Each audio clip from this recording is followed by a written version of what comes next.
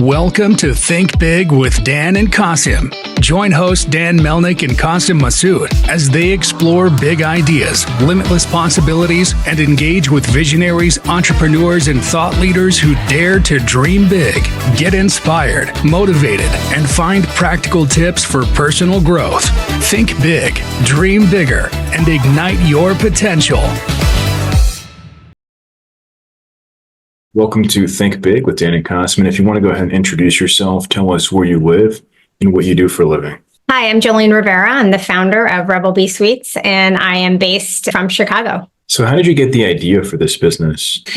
It's a combination of things. I'm a graphic designer by trade. I've been in the food space for 20 some years, reporting on the food industry, reporting food trends, working with companies like Kraft Foods, US Foods, Food Network. So just paying attention to food. And most of the community I hung out with were creatives. They were like food stylists or chefs or restaurateurs, managers, you name it. And then combine that with, my love of running and exercise. And then I had a health scare. I went to a doctor who told me that I was on the verge of type 2 diabetes. Some doctors would say you're type 2. I'm going to say I think you're right on the verge of it. And he basically said that we can reverse it. It's not a sentence where I'm going to have to do medication or anything like that, or I'm going to have to change my lifestyle. He said, you're going to have to change your eating. And that's the day that I learned that food is medicine. Basically, he wrote me a food list instead of writing me a prescription for pharmaceuticals. And I did exactly what I was told. And I reversed my type 2 diabetes by eating whole functional foods. And I wanted my sweets, to be honest. I have a sweet tooth. I wanted my sweets. And he's like, you can have honey, but you can't have refined sugar. And so I was really searching for brands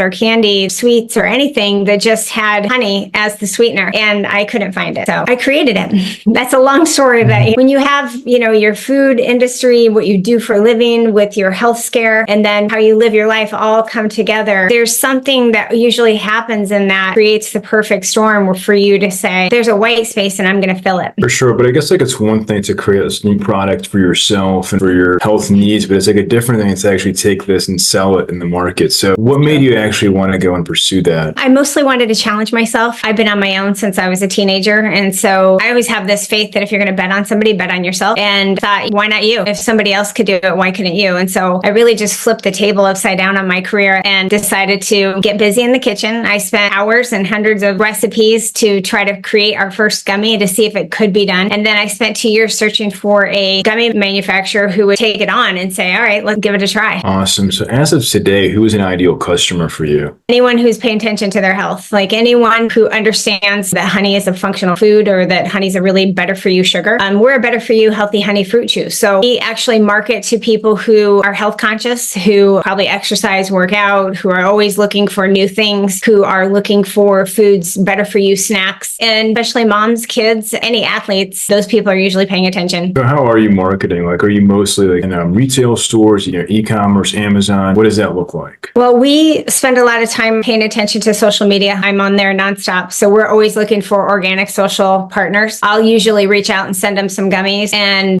I'll be like, hey, I love your feed. Can I send you some gummies? I'll send them some gummies. We've gotten a lot of influencers that way. We've got people who partner with us and don't charge us anything. Those people really love our products. So we do that. We're also at sporting events, like athletic events. We originally launched the gummies at Lululemon and partnered with them to be at all of their Lululemon experiential events throughout the whole year of 2023 when we first launched. We go to also partners with the USA Flag Football organization. We have been at Chicago Marathon, Chicago Triathlon. We are looking for health conscious people, not specifically athletes, but you can find them there. And then any of those people who are in the audience are usually made up of those people as well. And then you have their families, and then you have the athletes' kids. So it really does sort to evolve. For sure. So I guess at these events, is it more so that you're giving out samples and I'm trying to get people to come to your website afterwards? What does that look like? We usually give samples. We sell bags. We mark them down really cheap. We give some bags away. We're always in the goodie bags. We also did partner with a company called Show Drop here in Chicago. Show Drop is a vending machine. I'm going to put it really simple. They're a vending machine business that collects data. So we actually partnered with them. We branded one of their machines. We went into UIC. We went into some health clubs. We went into some office buildings as just a test run when we very first launched. So you can interact interact with the machine, it tells you all you need to know about the product. You scan the QR code, you get a link, you hit that link, you give it your information, it texts you a 5-digit number. That 5-digit number will give you a free sample. So we collect that data, and then they also get a free sample in exchange, and then we can hit them up. And we often do like really quick surveys on SMS, really not about the product, but sort of like gauging on, on their lifestyle, how they found us, things like that. Awesome. So what is like your biggest goal for 2024? Like, are you more focused on getting into retail stores, e-commerce, Amazon? Like, what are some of your biggest goals for this year? I'm really focused right now on Illinois and our Illinois retail partners. And obviously Dick's Sporting Goods, we just went into 300 sporting goods stores. So my biggest focus right now is getting a sales team together to ensure that those retail partners are successful. I think that's really important. I don't mean to sound cocky or anything like that, but getting into stores is not that hard. It's really getting that turnover. The last thing you want to do is get into a store and then not succeed. So we're really thinking on, yes, we went into that store. Now, how do we make the retail partners succeed? And so I'm working on sales teams. It's really hard because we haven't really raised that much lately, but we're putting salespeople in place and doing demos and doing everything that we can do to be involved with that retailer to make sure that those units are moving. So how do you find like the right salespeople to do these demos? Because I've talked to many founders that have a challenge of like finding good people, because like it's one thing if you're doing it because like it's your product, but it's different if somebody else is doing it and it's not their business. So how do you find like it's like these good salespeople? In all honesty, they usually find me. I mean, I do look for them, right? But I also look for people who love our product. And this is an example. So last week I met with a distributor. I won't name names, but I met with a distributor and I was talking to him and he basically got on the phone. He's like, well, I had your product and maybe, I don't know, could use a little more cherry. And he was just sort of kind of hem-hawing about it. And one of the sales guys, he was on the call and he's like, look, we want people who love what we're doing. We need people in our corner because everyone who's working with us is part of our team. Whether you're directly part of our team or an extension of our team, you are the face of our team and we need you to love it. And if you don't love it, then you're really probably not the right person. We don't want to convince people that they should be on our team. We want them to be fired up about it. I had a guy approach me last year at the Sweets and Snacks Expo, just came up to do things like, I don't even know what I can do to help you, but I want to be involved. He's now to this day still working with our company and he's done so much for us. And I'm looking forward to all of the things that we can do moving forward. Yeah, that's awesome. Yeah, that makes sense. I guess like it's, like you're actually finding ambassadors who are fans of your product, not just random people that are submitting their CV on a job. It's more of like, okay, these people love our product.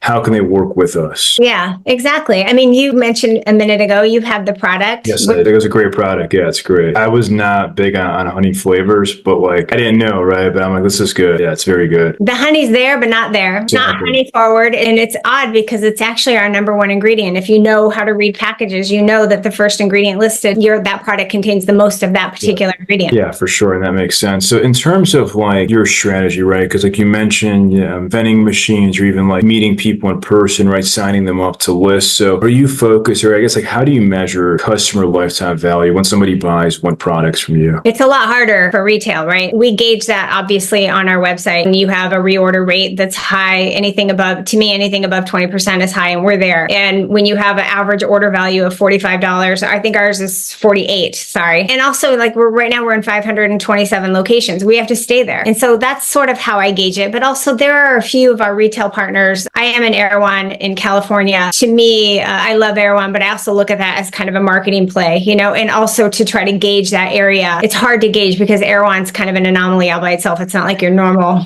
supermarket. Right. We've watched the growth. Started off in week 1 at like 10 bags. And then we went up every week we went up and now we're about 120 bags a week. So it's really nice to see that keep going. And they show you per store, per item, everything. So can't really tell like an individual person. Right. Kind of gauge, is this or this lifestyle, this area? Because maybe it's not selling at a store and maybe it's not the store. My first order of business would be to say, hey, okay, where is it? Where's it located in the store? How is it show? And then if we change that and we sort of gauge that, then it's like, well, maybe it's our lack of presence, our lack of demos, our lack of sales or whatever. And then I usually go into a store and offer a product. I'll buy it and I'll pass it out to all the employees. And I'll say, here, I bought this for you. You guys are my number one chance at making it in this store. So I usually make friends with the folks at the store and try to buy them some gummies and get them to try them because they're going to be the person who says, oh yeah, you should try these, So you flew out to California and you bought gummies for all the employees at the Erewhon stores. Well, I did training out there. So I actually said to employees, I brought gummies for them. I told them how I started this business, what I was doing, why I thought it was important. This is Rbel Bee Sweet is a healthy honey fruit chew. It's the only gummy right now on the planet that uses honey as a sweetener. Most other gummies have refined sugar. We do not. We also don't use flavors, which I think blows people's mind. Go to an expo. So we were at Expo West recently, and a lot of people come and be like, hey, I've got some flavors for you. I don't use flavors. We put real food in here. This has cherry extract and mushrooms and honey, and the other one's got pomegranate and saffron and vanilla and honey. Like, this is real food, not flavors. So do you think it's more of sort of like an education piece, because you're educating people about why honey is better than refined sugar, for example? There are a lot of people who will come up to me and say, honey is just sugar. And I say, yeah, but sugar can never be honey. Meaning honey is technically, by FDA standards, it is called a sugar. It's a natural sugar, though. It's made by nature. Refined sugar is processed. And then also honey has nutritional benefits to it. It has nutritions, enzymes, and it's also considered a functional food. And a functional food is any food beyond its nutrition that has a function beyond its nutrition. So for honey specifically, it's anti-inflammatory, it's antiviral, and it's antibacterial. For sure. So what would you say is like the biggest challenge that you face in your business right now? Raising money so that we can scale, and then brand awareness. That's always tough for any new brand, right? We're raising money so that we can dedicate it to sales support and supporting our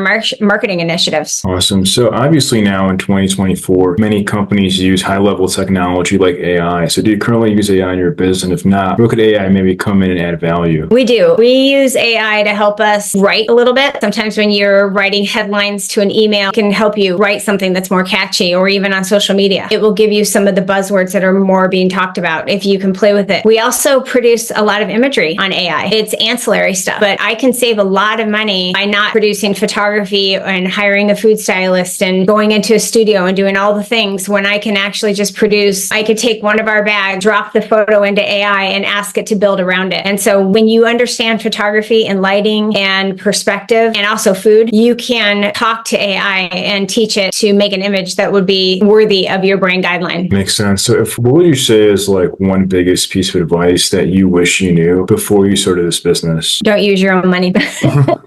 I say I'm lucky enough to go as far as I'd like to go here and come out the way that I would like to, probably turn around and do it again. And the first thing that I would learn is to write a better deck. I know how to be more succinct with it. I know exactly what I need to do now, what I need to look for. Just because it's a white space doesn't mean it needs to be filled, because sometimes it's a white space for a reason. Maybe somebody already did it, So that's another thing that I learned a long time ago, really, not just with CPG, but just there might be a good reason for it. And I think you start to really, there's so much stuff I learned about running a consumer packaged good product. Right. I think it would just be a lot quicker. Yeah, for sure. I mean, but like in terms of raising money, it's like, do you get concerned about being too dilutive and giving up too much equity, or like, what does that look like for your business? Well, it all depends. I mean, were we asking for money in 2020 versus now? I mean, everything is shifted and changed. I get that. But also, I think having a clear plan with money, there have been times where my team's like, okay, we need to raise. And I would say, well, wait a minute, let's have a plan. What are we going to do with that money? Because I'm sort of under the school of thought that I won't spend money unless I know exactly what we're going to do with it. I'm kind of I think I'm a conservative spender. And when I need to spend money, I just spend it when I'm really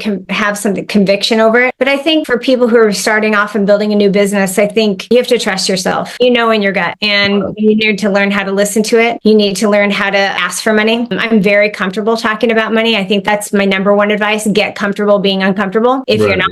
And probably, I think really trusting your gut. It's a big deal. It's a big deal. It's not just money, it's people. And it's also instinctively, I think what's good for you, what you're trying to do and what isn't, even if you can't put it on paper. For sure. So if we're going to have this conversation again in 1 year from now, where do you see things going for your business? Well, I hope my Illinois retail is proven itself successful. And I hope that next year you'll see me take that model and then hit another state or another area and like kind of rinse and repeat, if you will. That's the plan. And I hope too that we'll have raised by then and we'll have more people on our team. Awesome. So if somebody watching this wanted to reach out to you, do you mind sharing your website or social media? I guess best ways to get in contact. You can always hit me on social media. I'm at Joline Rivera on Instagram, at Joline Rivera on Twitter, and then rbelbeesweets.com. It's RBELBEESWEETS.com.